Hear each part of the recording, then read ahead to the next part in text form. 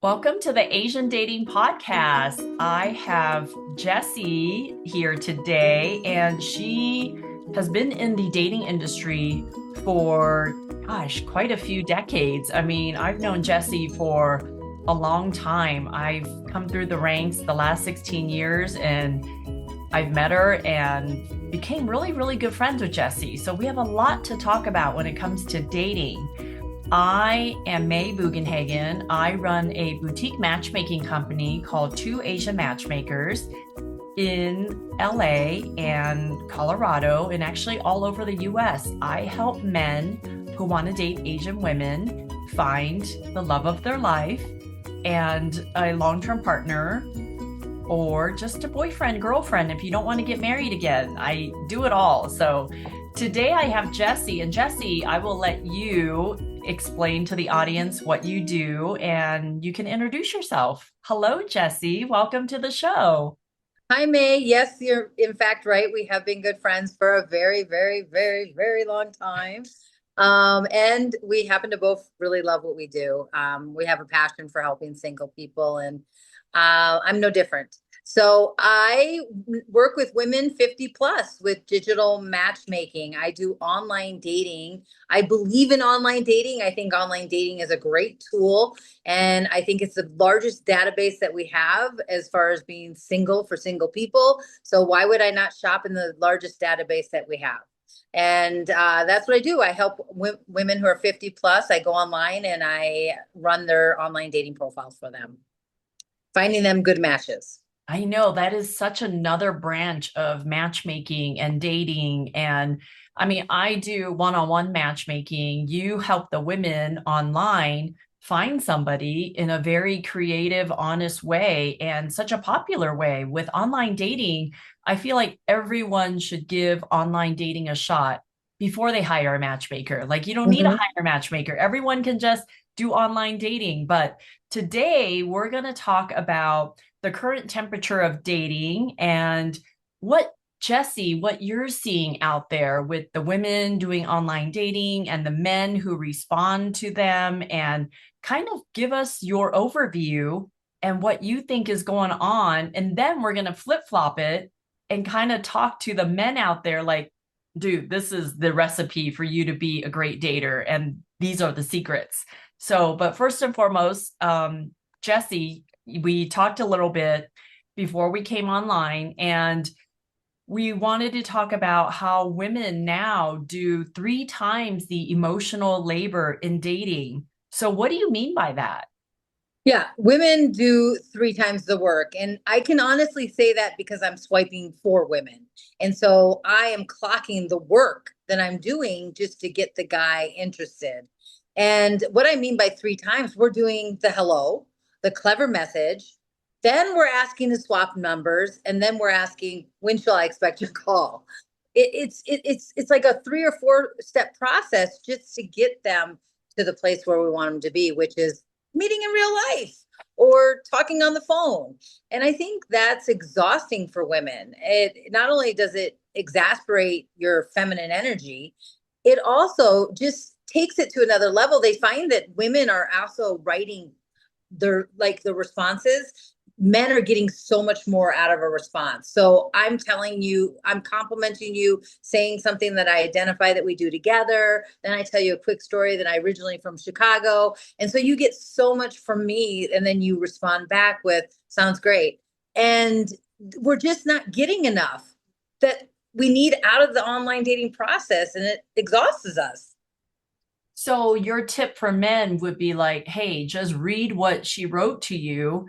And since she took the time to write a paragraph or 5 sentences, the least you can do is engage in the conversation. And you're just finding that men are just not doing that. The majority of men doing online dating, they're just being lazy daters. They're being lazy daters. I think one of the things that is essential and also is important for people to know when they hire someone like me to do online dating, you are going to get the clever, quick-witted response, like messages out there. I'm going to speak volumes and louder than you ever could, because I'm going to be a little bit flirty. I may do things that you won't tiptoe into. So I get responses from men, but you have to almost set it up with a compliment sandwich, and you have to sometimes go where women don't always want to go, which is being a little flirty.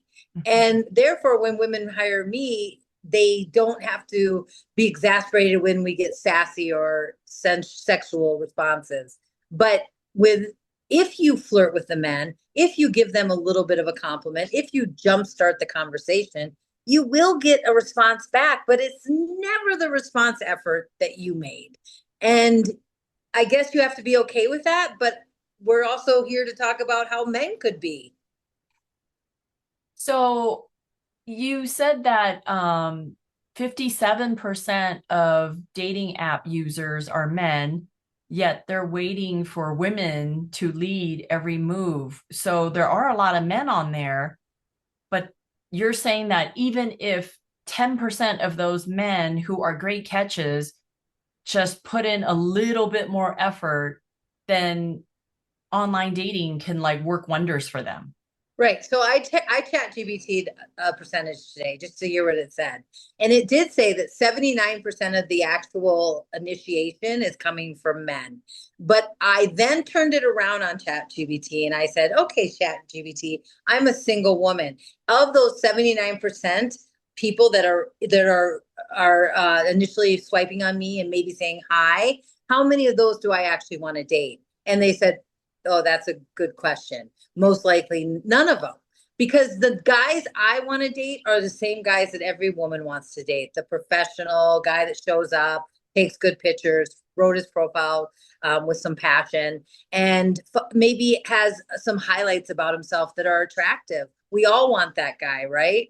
So how do you get their attention? You have to do the work to get their attention. But the hard part of doing the work is that it exasperates all the women that could be great catches for these guys. They could be dating double time if they wanted to, if they just put in half the work that women did. So with online dating, I mean, obviously it's a great platform for people to meet. There's tons of single women, tons of single men. And if we can just put a little more effort, the men can really find someone pretty quickly, right? I mean, Mm-hmm. but what about the guys that are initiating the first move by saying, "Hey, sunshine, hey, good morning," like they're all being super generic. Like, how do you get them to engage more? How do you get them to like call them out, like create some kind of sexual tension? So it's almost like a challenge to respond to you. Like, how do you get those guys who are just copying and pasting a reply to every woman to actually really talk to you? I I mean, I know you want an answer to this, and I can tell you that I do think, in all honesty, there are going to be, if there's 10 guys cutting and pasting, there'll be that one guy that just might not know what to say. Or maybe there's two guys and that's why they're doing it. But I would say the other eight guys are doing it because they don't have good intentions. So I find that the guys that are actually probably the best suitors online are mostly the guys that aren't online very much. You want to know why? Because they live normal, active lives. They're golfing, they're playing pickleball, they're walking their dogs. And so they're not online as much. And I guess if I could give some advice to the women, I say don't give up, be clever, be more strategic with your emailing to men. If you're going to compliment them, go a little bit deeper. Like say, I challenge you to a game of hitting balls. Winner buys the first drink, something that challenges them, that gets them off the page. But I also tell guys, like, invest 5 minutes of saying something nice about someone's profile. Give her a reason to want to go the extra step. It just takes two. And I think that guys aren't giving us the reason to take the extra step, and women feel like they're doing all the work. Where do we meet? So men say that they're rejected, but they don't really show up. So the men are afraid of rejection, but the women are still showing up emotionally, physically, spiritually. The women, we do our makeup, we do our hair, we get in shape, we have jobs, we want to lead, and we're asking the men out. So is that a turnoff for the guys online if the women makes the first move to say, hey, I would love to take this conversation offline. Do you want to meet for drinks on Friday or Saturday at 7? I think maybe you're giving them the roadmap too fast, and some men may not appreciate it. But I think men are the last people on earth to be complimented or to have like praise. Everybody else is complimented before them, even animals, pets. Men rarely are the receivers of, nice things that are just about them. So I think that if women do that, I think that the man needs to reciprocate by texting first or by initiating. But I also think men, a lot of times, connection is a risk for them. So they may not always want to take the risk. And women tend to get maxed out if they have to take all the risk. So what do you suggest that might be too soon to ask him out? So do you suggest texting or messaging 3 or 4 times, and then somebody should try to take it Yeah. offline? Like what is the number? Is there a number that I should shoot for if I'm Yeah, doing I'd online say, dating? yeah, sorry, I didn't mean to cut you off, but I say to people like, don't do more than three texts. Then you just you're creating a pen pal situation. But I always tell people like to get them offline. I will say something like, "Gosh, it would be really nice to hear your voice." I mean, we could go all the way human, and it would be totally over the hill, totally something to conquer over the mountain or something. But just identifying with that your form of communication is not texting. I usually say that right up front. Like I'll compliment sandwich them, then I'll say, "Hey, I would love to, try something that's in your back park. Maybe there's a good restaurant. I heard there's something going on over there." And then I'll usually say, "My usual form of communication isn't texting. So let me know if you ever want to hear my voice." And that usually you're still kind of putting the ball in their court. You're not totally taking the reins. And a lot of times guys are surprised. And I think they feel very excited about that because I'll get responses back like, "Oh, wow, I would love to talk offline." So maybe it's that we're all jaded, right? Men are jaded from women saying, "You're too aggressive, you're too this, hey's not a hello." Um, you know, W, what is that? What you doing? W spelled out, abbreviation. But maybe we're all just jaded. But the people that are not going online jaded and are having every intent to, I'm going to meet 5 people this month that are great and that really show out and put themselves out there and follow online dating rules so that the profile sits at the top of the swiping list. Those people are getting dates all day. And whenever people complain about dating, I always say, I find dates for people that are 70 and 75 years old. Like they're out there. We just have to put more of an effort in. And if I told guys one thing, I would say, learn how to compliment a woman, learn how to receive a compliment and take it offline. I feel like when it comes to online dating that you don't even need to spend like an hour online every day. You can just spend 15 minutes online, like real, true 10 or 15 minutes, sincere responses, reading someone's profile. And that actually might get you more results than being like online swiping while you're at Starbucks or swiping while you're at the grocery store. Mhm. Like you're so busy and you really are just going through the motions saying you're doing online dating, but you're really not dating because you're just swiping. Right. I mean, that's why online dating has like rules. Like they say that you'll be put in a better position if you swipe at happy hour. So anywhere between 4 and 10 p.m., is like a happy hour time for swiping when people are home. If you're actually swiping when people are actually able to communicate with you in real time, they'll reward you for all these things. Yeah. And also, if you actually respond to it, like let's say I send a guy a message and he responds within the same day, he gets rewarded. So even when a guy emails you, I tell women, don't just throw them off. Like, you get rewarded by just saying, hey, I don't know that we have much in common, but thanks for your email. Like, I know it takes a second, but it positions you for a better swiping effort. Like, you'll get put in front of more people by actually humanizing the whole online dating effort. And I think what happens is that people get so jaded, and then we just swipe for the looks.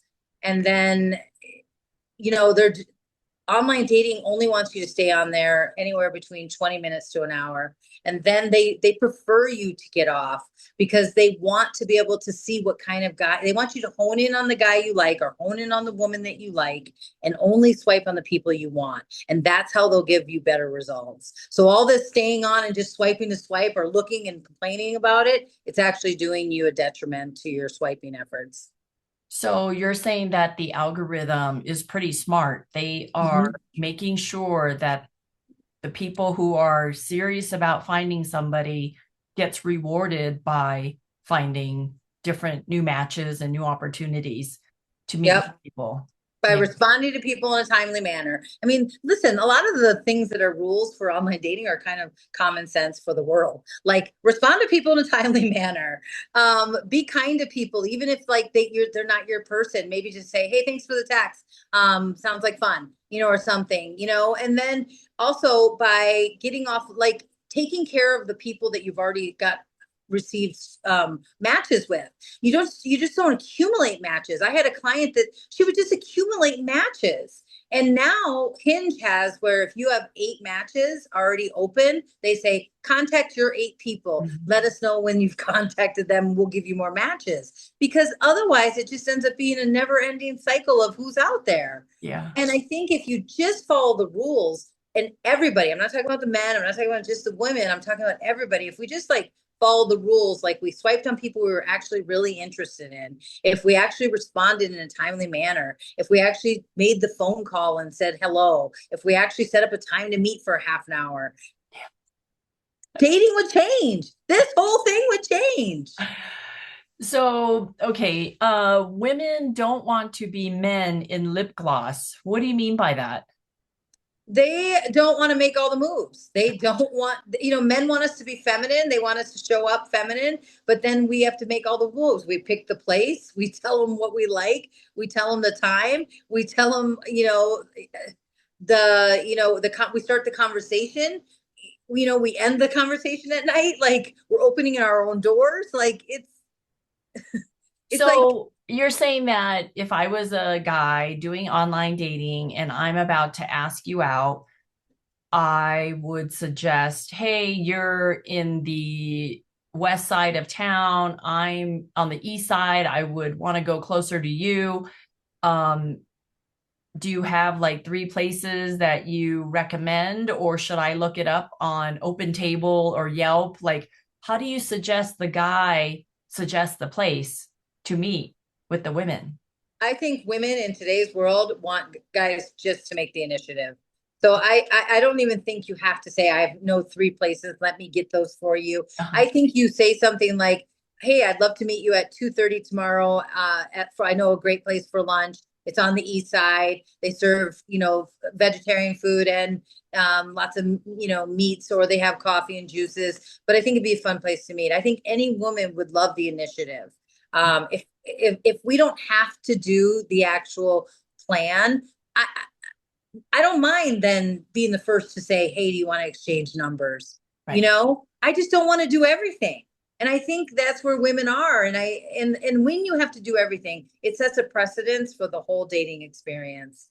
Moving forward, you're now the person in charge. But then if the guy's on the east side and she's on the west side, the guy should suggest something on the west side as a courtesy, right? Like, I as think being a so. gentleman, he should be like, hey, I'm going to go to your neck of the woods and just do it. Absolutely. Yeah. Absolutely. I think he should make the suggestion. But if I could, I know a lot of talk that I hear online is from matchmakers or coaches, and they're not single at this time and age. And not that you're not making smart decisions for your clients. I know all of you, and I know all matchmakers have the same intent, which is to find a match for the client. But it's just not as easy as everybody's thinking to say go do it. It's like I'm one of the most social people I know. I'll talk to anybody. I mean, I could get along with myself in a cardboard box, but it's the intent. It's the showing me that you actually care about who I am. Now, we don't have to be in love with each other because we just met, but it's the asking me questions and actually looking at me and making attention and then following through with the conversation, maybe texting me and just saying that was fun, not ghosting me. I mean, I can't believe that grown adults do it, like people over 40. I don't understand what's the big deal just saying to someone, hey, I had a really nice time. I don't know that we're a full connection. And I think if you had 51% of a nice time, you should go out a second time. If you can say 51% was a great time. That should be almost always, no? That should I think so. be You giving should go out a someone second chance. time. Right. Yeah.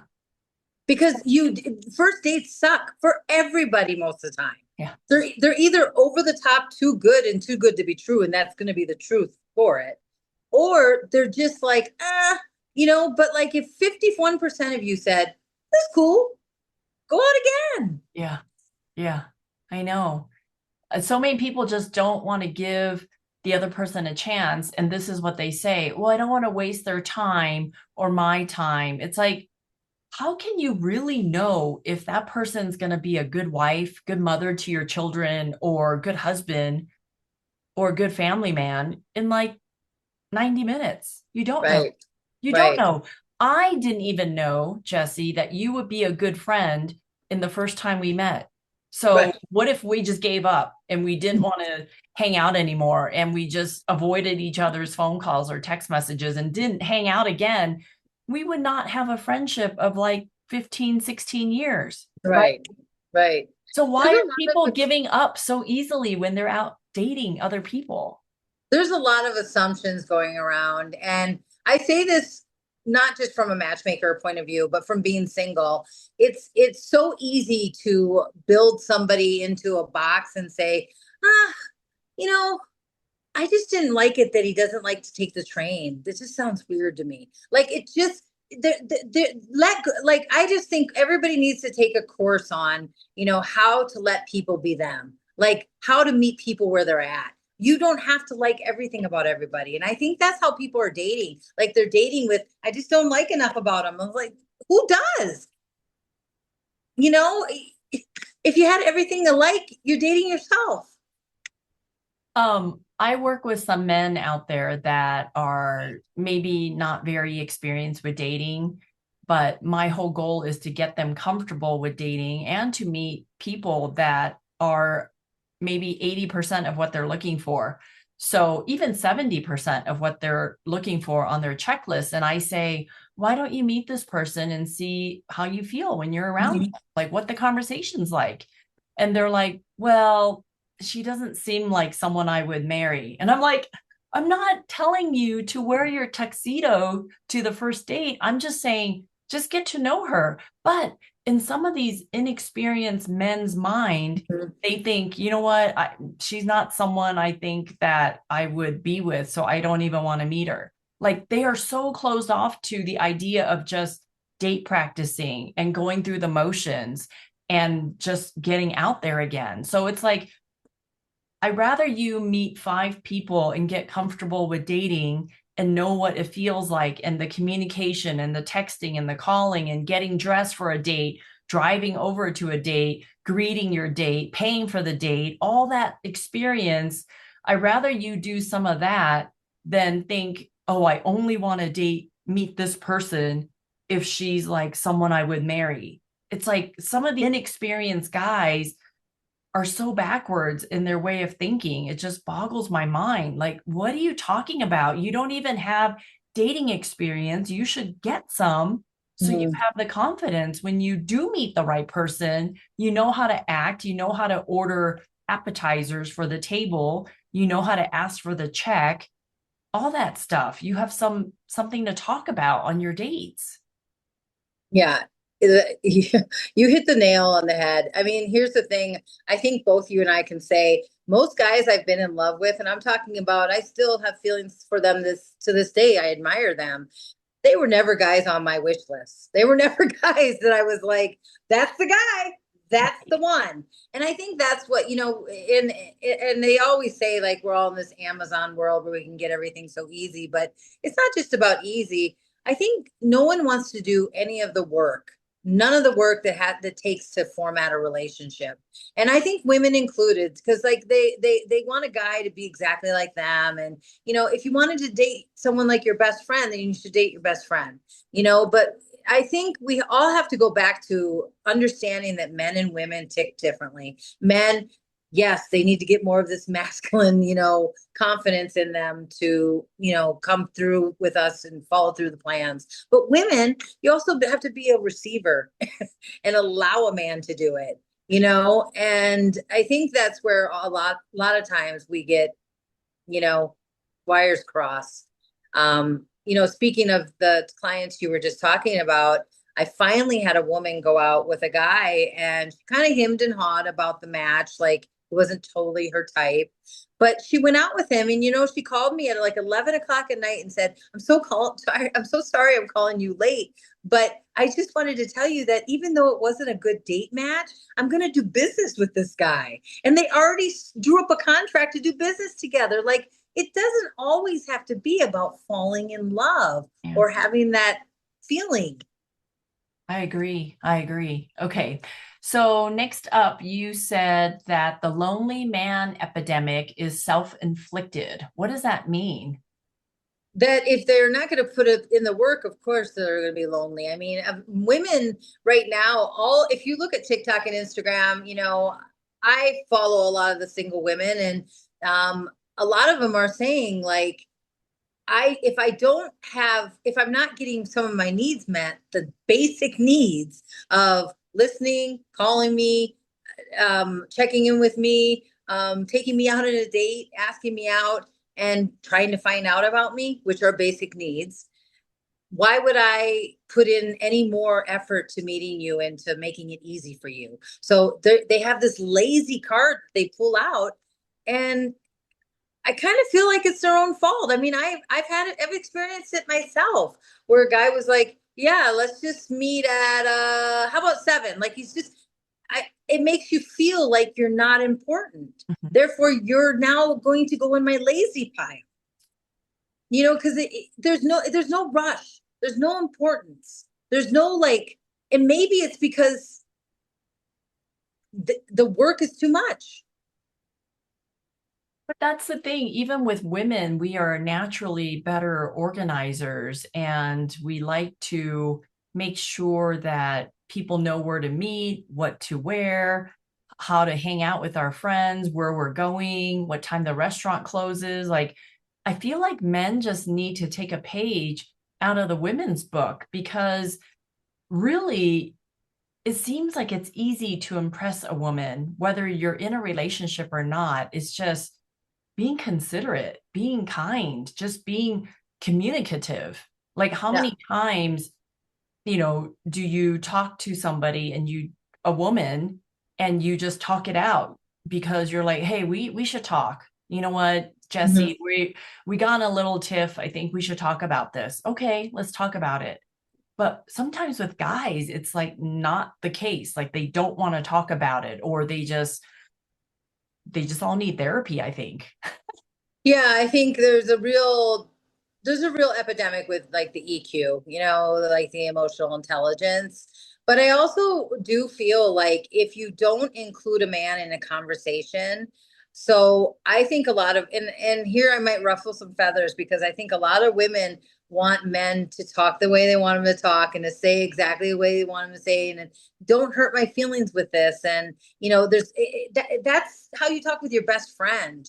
And I think that with men, everything does have to be methodically kind of problem solving. So why not give him a challenge instead of, just asking him to come up with your favorite roses or your favorite drink, or even just coming up with an idea, challenge him like, hey, I said I like olives. I challenge you to find a restaurant that has the best olives. Like, why not do something that sits well with men, that motivates them rather than calling them out on always not coming through for us. And I think that that goes back to like so far in, centuries, that men don't always have that EQ, but they can if you speak more of their language. And if women aren't speaking their language, I think men don't always listen to women. So, speaking of EQ, how do you suggest men be better at that? How do you suggest that men work on their EQ? I think men have to, from the beginning, ask women like, what do you need from me? Or like, what do you ask more questions like, what's your women always have a favorite restaurant, favorite color, favorite drink, favorite place of vacation, favorite movie, favorite song. You don't have to, it's not opening a can for a woman. It's already open. We're like, here, this is everything I like. But it's as a man, the more that you can gather of what she likes and know that it's going to be different from what you like, it's going to impress her, it's going to make her feel good, and it's going to attach the man more to you because he's now invested, he's now embedded in learning more about you and what makes you smile and what makes you happy. So if I could give any advice to a man, I would say ask deeper questions like, even the simplest thing, like, what's your favorite color? I mean, those are things that, like, later on you could be like, oh, well, you like purple, I mean, I know it might be a silly question, but even just the movie, and saying, oh, I saw that they're having a screening of this. You like black and white movies. Mm. Just investing more time in finding out what makes someone tick. And women aren't that hard. Like, they've got a list full of like, here's all the things I love. They're not that hard. But I think if men just did one simple thing, just found out a couple things that they liked, women would be a lot more open to speaking a man's language, because we again, we don't hate men.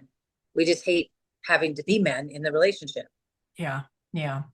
So, what if we flipped it? What if men showed up with the same effort women do emotionally, mentally, and logistically? How would that affect our whole dating industry, dating games, and female and men relationships? I mean, you flip the script, it would change life as we know it right now. It would absolutely change life if we know it right now. I mean, listen, I'm committed to meeting people in real life, me. But I even find it hard to do that because everybody's like, what do you need from me? What do you want from me? Why are you making eye contact at me? Why are you saying hi? Or they're on the run. So I say, do online, hire a matchmaker, but also say hello in person. Change the way that you talk to people. Know that men need information and conversation differently than women. And even on dates, you don't get to just tell your full story, lady, and throw up your girlfriend life story on him. You have to understand that a man just doesn't want to talk about that. Yeah. If we all kind of took it, like, let the man ask you a couple questions about your stuff, then ask him stuff about what he's interested in. And I think a lot of times that's what we don't do. We're trying so hard to find a common ground, whereas I think it's okay that we're really different. Mm-hmm. Yeah, You and absolutely. your husband are really different. Yeah, yeah, really different, completely different. So Jessie, I know you mentioned who are your clients and who you work with. So your specialty is working with women 50 and above who want you to help them do their online dating profiles. Mm-hmm. The Okay. women that I work with are either working with a matchmaker and then I contract out with a matchmaker to help them with the online dating effort, or I take them on privately and I do their online dating for anywhere between 4 to 6 months. And so I'm doing all the work. I'm writing the profiles, I'm changing the profiles so that the algorithm picks them up on a weekly basis. I'm emailing all the guys. I'm saying something funny instead of over the top or too personal.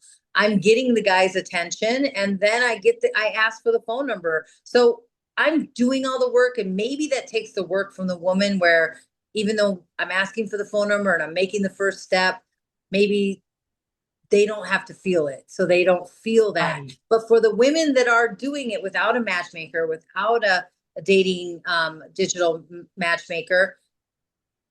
What I do say is that the way that you can stand above all the other ladies is by actually taking the time to compliment a guy, like authentically, not just like, oh, I like your skiing picture. No, hey, you looked really cool skiing. I don't know about you, but I would have noticed you on the top of the hill first. Like, something that just makes him go, oh, wow. Or I say things like, I love your smile. I felt like you were smiling at me. They always come back with, I am smiling at you. It's just taking the extra effort, just two steps. Yeah. I'm not asking you to reinvent the wheel. I'm just saying that what we're missing right now in online dating and in real life dating and in matchmaking dating is authentic connection, which is actually trying to involve yourself in somebody else's life by maybe complimenting them, telling them that you like them, or finding some common ground or learning something from them. So if you're not doing one of those four things, what are you doing? Those two tips that you gave were really effective and really cute, but very genuine and very authentic. What else can you say to someone's profile as you're swiping or as you're looking through their pictures? What are other cute, flirty first steps you can take to get the guy's attention? Yeah, I like saying things like everybody likes to travel. So you can always find some kind of a traveling picture. And I always like to say something like to a guy, especially, hey, looks like you've got the travel bug like I do. We should have a happy hour and at least map out our next trip. And they always are like, yeah, I love that. Where should we go? And now you've got them invested in where should we go, Right. and they really want to meet you. Or it's just saying something like, hey, those glasses, I didn't see you wore them. You didn't wear them in every picture, but I just wanted to tell you they look really nice on you. Just something that makes you stand out, something that allows the guy to sit back, read your message and go, oh, let me Oh, look at her again. yeah. you know, I because love you, it. I because you love might be it. the same age, you might be more successful, you might not be more successful, you might be in the same shape or not the same shape. But I can tell you this: you speak the guy's language, he'll at least look up and listen. I love it, Jessie. So, how can people find you? Obviously, I'll put all of your information in the show notes, but just tell us really quick in case they're listening, driving, or something. Yeah, I hope you are listening, and you can find me at 50plusmatchmaking.com, or you can call me directly on my cell phone at 619-602-9758. And I'd love to hear from you. And even if people just want their profiles reviewed, profiles rewritten, I'll do that as well. I mean, I think if you want to make the effort yourself, I've got ideas for you. If you just want your profile to be reviewed, I've got ideas for you. Jessie, this has been a really, really great episode. And clearly, you know what you're talking about. You know what you're doing out there. And with all of your years of success in this dating industry, I mean, we don't have a whole lot of people that are in it for 10, 20, 30 years. And for you to still be cranking it out and doing so well, obviously, you know your stuff. So, ladies, if you are in the demographics of where Jessie can help you, please reach out to her. She knows so much. I mean, just in this short episode, you probably got some snippets of what she's doing and how she's communicating. Hopefully, you can rewind and write it down and use it for your next online dating communication with the men out there. So, well, thank you so much, Jessie, for joining me on the Asian Dating Podcast. And for the women and men out there, please find me at 2asiamatchmakers.com. Fill out a profile, get in touch with me. If you need help with dating, I am here for you. So thank you very much, Jessie, and I will see you all later. Bye. Thanks for having me, May. I always say you're just one swipe away from your match.